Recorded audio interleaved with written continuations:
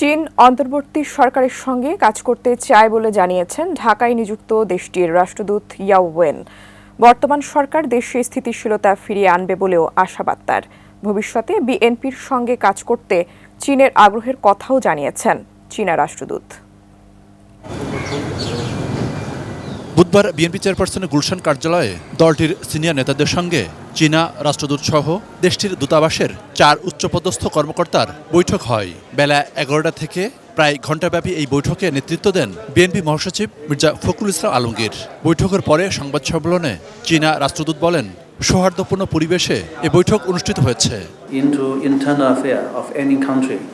বর্তমান রাজনৈতিক পরিস্থিতি নিয়ে আলোচনার কথা জানিয়ে তিনি বলেন, চীন কোনো দেশের অভ্যন্তরীণ বিষয়ে হস্তক্ষেপ করে না। অন্তর্বর্তীকালীন সরকারের প্রতি সমর্থনের কথাও জানান তিনি।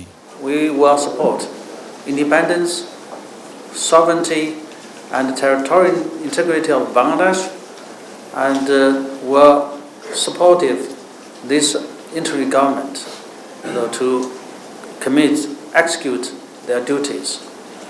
Design, elegance, beauty. সেরা পণ্য সবার জন্য। Jevico.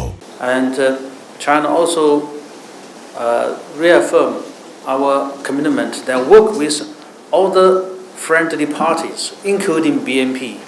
এ সময় বিএনপি মহাসচিব মির্জা ফখরুল ইসলাম আলমগীর বলেন, দীর্ঘদিন পর চীনের রাষ্ট্রদূতের সঙ্গে এই বৈঠক। বিএনপি এক চীন নীতিতে বিশ্বাসী বলে জানান তিনি। ভূ রাজনৈতিক পরিস্থিতিতে চীন বাংলাদেশের পাশে থাকার কথা জানিয়েছে। তারা পরিষ্কার করে বলেছেন যে তারা আধিপত্যবাদে বিশ্বাস করেন না। বাংলাদেশের ভূ রাজনৈতিক যে পরিস্থিতি, সেই পরিস্থিতিতে চীন সবসময় বাংলাদেশের জনগণের পাশে থাকবে।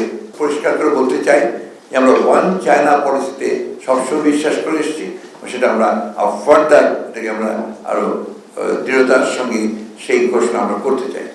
মনিরুল ইসলাম ইন্টু, 18 নিউজ, ঢাকা।